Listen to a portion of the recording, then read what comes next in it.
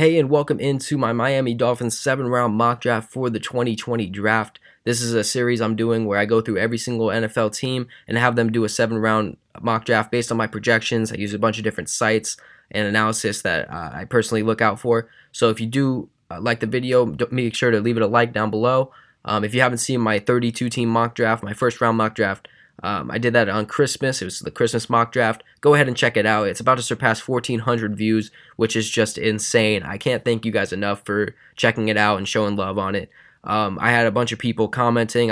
We had good conversations and debates in the comment section talking about prospects and teams. So it's definitely something to look out for. So if you didn't see that video, make sure after you're done with this one to go check that out. Leave a like if you can, and leave a like on this video if you can, as it really does help me. I know you hear that from every YouTuber that ever makes videos, but it really does help in the long run to give a like, because it does help the algorithms show my video out there. As I got some likes in the last one, it got my video out there, and it was amazing to see that grow.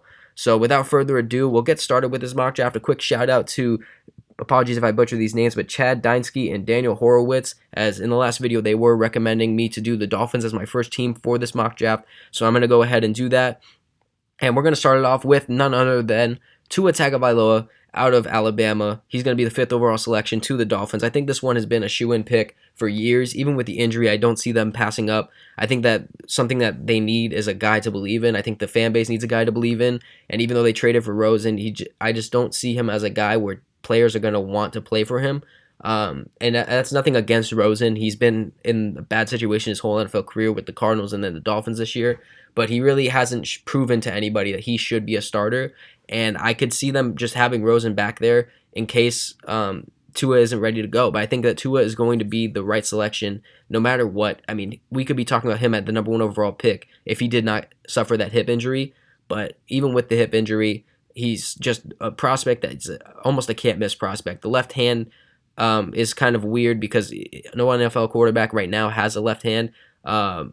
Throws with his left hand. I mean, everyone has a left hand, but that's not something that you really need to base anything around. I think that he's shown at Alabama that he can run the NCAA with being a left-handed thrower, so I think that there's nothing wrong with him doing that. I think this is somebody that you can base your franchise around, and it can completely change the culture in Miami. So Dolphins fans should be clamoring for a Tua Tagovailoa pick, and I think that they're going to produce, and Brian Flores will have a new offensive weapon to help him kind of shy away from doing all the offensive stuff, kind of make him focus more on the defense like he likes. Then the second pick of the first round for the Dolphins that they got in that Minkah Fitzpatrick trade is going to be Tyler Biadasz. Another shout out to Lauren Bird, who helped me with the pronunciation on the last video. She corrected me in the comment section, so shout out to you for that. So Tyler Biadasz to the Dolphins. I mean, he's been a starter his whole career at Wisconsin. They've been a top O-line for years, and the one thing I love about Biadasz is that he's not heavy in one side. You know, he can block for the rush as good as he can for the pass. You know, if you look this season, his really only rough game was against Ohio State, which, you know, Ohio State's in the college playoffs. So that's not something that you need to hold against him too hard. He was the top center Pro Football Focus rated in 2018. He won the Dave Remington Trophy this year, which was won by centers like Ryan Kelly, Garrett Bradbury, Marquise Pouncey, A.Q. Shipley. You know, so he's definitely up there with elite company to go into the NFL. And I think that no matter what, the Dolphins need to take an offensive lineman in the first round, at least one. My 32-team mock draft, I had Leatherwood as well later on, which I don't have in this draft. Unfortunately, he was selected earlier in the simulation that I've done. But Biadasz is somebody that is almost a no-brainer, can't-miss prospect. Usually you don't want to start with the center as your offensive line. You need people to protect the quarterback and the blind side and stuff. But I think you could fill it out. I think that Biadasz is so far ahead of most linemen in this class, especially in the interior, that you want to get him and put him wherever you can, because this O-line needs help. So you might as well start with one of the best in college, and that's Tyler Biadasz. Next, I could butcher this name, but Yetur Gross-Matos out of Penn State. He's going to be the 3rd selection for them, as they got in the Texans when they traded Kenny Stills and Tunzel there. He's just one of the best edge rushers you can get right now. I've seen him as high as a top 10 pick, and I've seen him fall late first round. So if he's falling to the late first round as he on here as well, I don't see them passing up on that, because they really need help getting to the quarterback. Christian Wilkins was a good pick last year, but I think that he's more of a guy to to get through the line or take the double teams. I don't really see him as an edge rusher like a Clowney or a Khalil Mack, but obviously it's only a year, you can't say, but I think this would just be a huge pick to help that front seven because they're very young and they have raw talent, but they need to find a way to get to it. He has 8 sacks in his past 2 years. He had 20 tackles last year for a loss, and now he has 13.5 this year.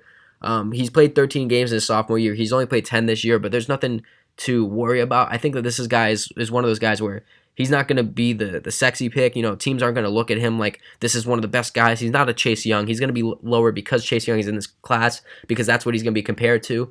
So I could see him falling down to the Dolphins here. And if he does fall here, I think that you got to take an edge rusher to help you on this in the defensive side because this team has a lot of holes and a lot of things to fill. And I think that edge can be filled pretty quickly if you take a guy like Gross-Matos here. So that's who we're going to take. Now in the second round at pick 36 from the Texans as well, they're going to be taking Brandon Aiyuk, the wide receiver out of Arizona State. 6'1", 206, a good build for a receiver, and he's had an outstanding year. Almost 1,200 yards and 8 touchdowns in the reception game, and over the past 2 years, he's taken 29 returns for 785 yards. He can do it all, man. He's a good route runner. He's a big play guy to where he can make catches over the top. He's very sharp. He's very quick. He does a lot well. And people have him selected in the first round, late first rounder. I know in Todd McShay's draft, he had him going to Buffalo at pick 23. In my 32-team mock draft, I had him going later to the Packers. But in this one, I had him falling out of the first round, which, it can happen. It's not a shoo-in that he's a first-round pick. But I think that he has that first-round talent to be a good receiver in the NFL because he has just been a beast for Arizona State. He was a first-team All-Pac-12 this year. And here's the thing. The one thing I've been looking at is that I've been thinking about, okay, do they take a running back here? Do they take a receiver here? Now, this isn't a prediction video. I don't have trades or anything like that. But personally, when I look at the running backs that are going to be in free agency this year, I think that they'd much rather spend money on one of them and have them be the running back before taking a receiver in the free agency or drafting one. There's great running backs, and you might get one later in the draft. But when you look at the running backs in free agency, I mean, there's Kareem Hunt, Melvin Gordon, Derrick Henry, Lamar Miller, Carlos Hyde, Isaiah Crowell, Jordan Howard. There's a bunch of running backs coming out this year, not coming into free agency this year. So you could spend money to get a guy like a Kareem Hunt or a Melvin Gordon and have them be your number one running back for the years in the future to help this rebuild go. And I think that at the running back position, you want to put a rookie running back with a rookie quarterback with a very young O-line and a very young receiving core. I think it's just too much youth there. You need somebody to at least have some tread on his tires like a Melvin Gordon or Kareem Hunt. I think that you could do that in free agency. And when I think of what Aiyuk would mean for the Dolphins, I think this would be like a 2015 Jets wide receiving core. If you remember back then, they had Brandon Marshall, Eric Decker, and Quincy Enunwa was technically their number 3 based on their yards. And they went 10-5 that year. They made the playoffs. Brandon Marshall was a Pro Bowler. Eric Decker wasn't too far behind. There's a lot of big body receivers that were just making plays. And when you look at this, they just signed Devontae Parker to a multi-year deal, which is huge for the Dolphins as he's shown his worth this year. Preston Williams has had a great rookie year before the injury. And adding a guy like Aiyuk, that's going to be a scary 3 wide receiver set for people to defend. And I think that with Tua throwing the ball and with his O-line starting to progress, I think that that'll be so huge. So get Tua a brand new toy in Brandon Aiyuk to add on to the weapons he already has. And let's see what this Dolphins offense can do in the 2020 season. Now we're going to move on to the second pick of the second round. That's from the Saints. And that's going to be Mekhi Becton out of Louisville.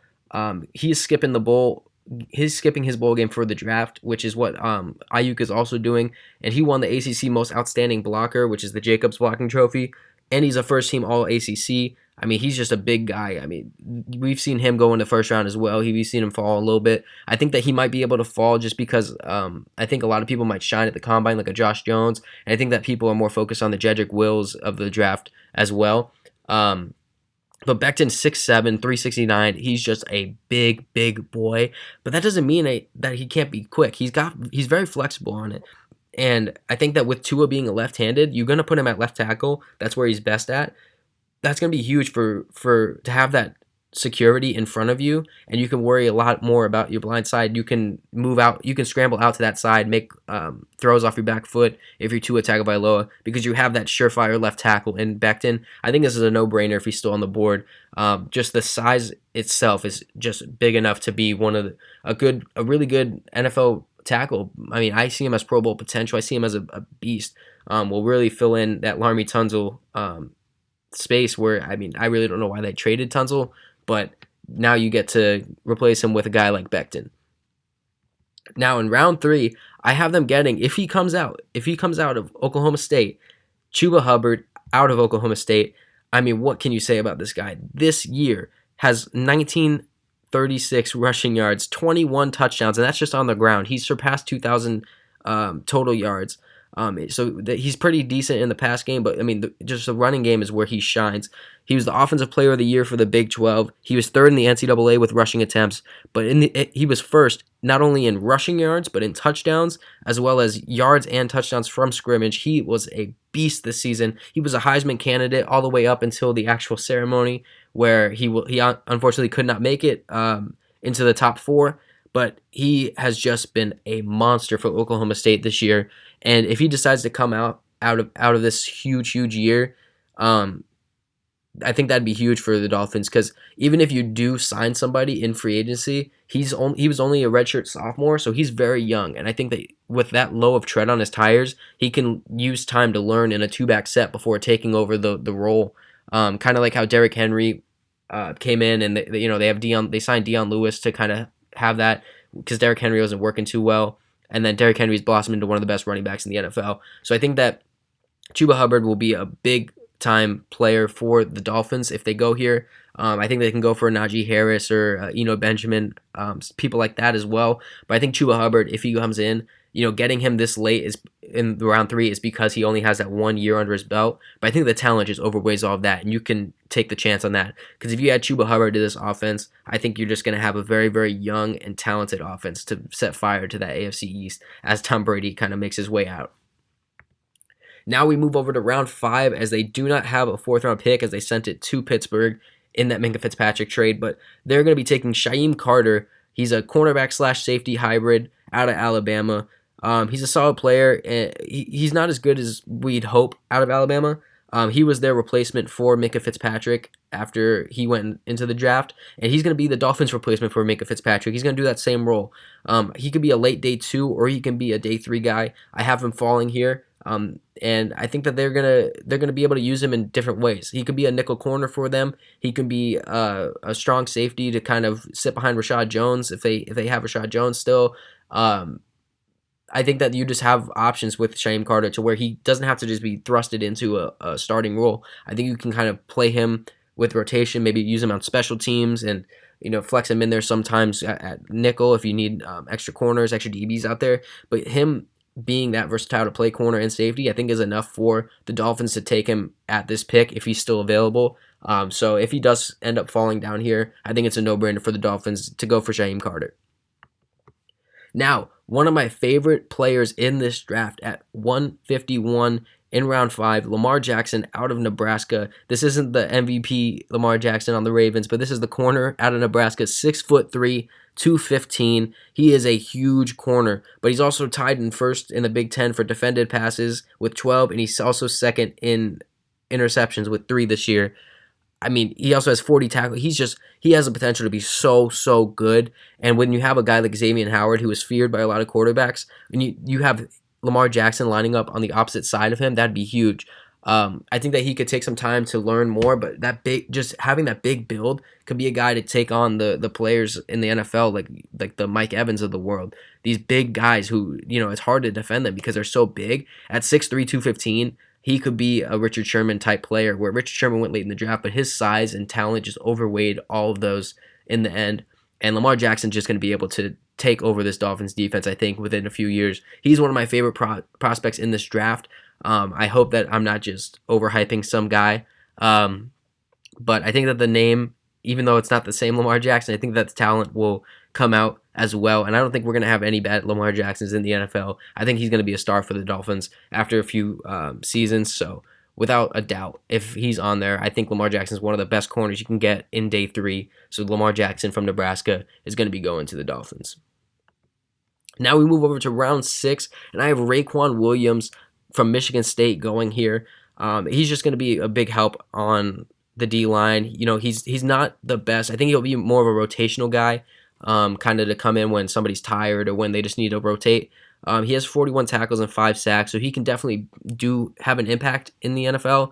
He could go higher with a good combine maybe, but he's just got a little bit of on-field issues where he's not very good with leverage. He's very late with his pop-up. His hands are hit or miss. He's not always going to get the right stance. He's not always going to get the jump on the center or the guard that he's looking over. So a lot of times he will get beat in that sense. But he does do a lot with pressuring the quarterback, as we see the 5 sacks.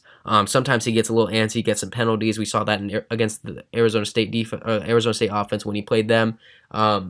He's very raw right now, even though he's played for a few years. He's got to work on a lot of things. So I think that if you make him work on these things and he actually does get better, I think that he will end up being a guy where he can be a fringe starter but a very good rotational piece. I think he would just help out a lot with that rotation of that young defensive line. So Raequan Williams going round 6 to the Dolphins. Now we go later into round 6, and Levonta Taylor is going to be the pick at the corner out of Florida State. Taylor was the number 1 ranked corner coming out of high school. He was a 5-star recruit. He's never shown that type of play for FSU. He has 3 pass breakups and 1 pick this season, and he hasn't shown to be the best corner that coming out of high school. He just hasn't been that, which it sucks for his career, but hopefully he can show that more in the NFL, as he's going to be a day 3 guy most likely. Unless he has an amazing combine and people really want him in a day 2 thing, he's going to be a day 3 guy, and I think that the Dolphins could fall on him here. 5'10", 190, he'd be a great nickel corner in the NFL. Can really guard a slot if he needs. They can very much just be hopeful that they can unlock his potential that he had coming out of high school, because this was a guy, like I said, number 1 recruit. It's so hard to see somebody go from number 1 to round 6. So I think that the talent might still be there. He just really has to unlock that, and I think it could happen in the NFL. So if you have Levonta Taylor and Lamar Jackson coming in to add to the Xavier Howard, Bobby McCain defense that they have going there, I think that that'd be huge for the Dolphins, because they really just need to work on this secondary and this defense as a whole, and I think they're doing a good job so far in this mock draft of doing that. Then we move over to later in the round 6, as they have the 3 picks. That's going to be Big Kat Bryant, the offensive line, outside linebacker and defensive end out of Auburn, 6'5", 247. He's very productive at blitzing, but he doesn't really have the stats to show it. He gets in the backfield, but hasn't, he was a bigger name last year than he's gotten this year. I think Derek Brown's been a big part of that. But I think the coolest part about him is his name, really.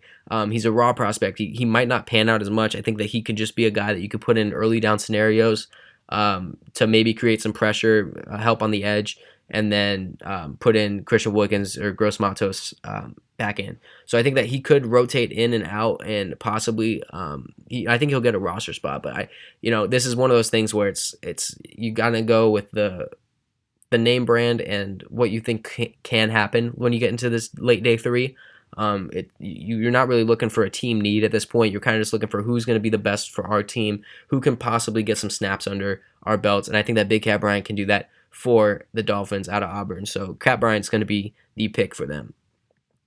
And the final pick for the Dolphins in round 7, this is one of the last picks of the draft at 217, Dante Olson, the linebacker out of Montana. Yes, Montana. Not a big school, which is, it's what it is, but in his last season before this year, he had 151 tackles, and he quickly digressed and went down to 28 this year.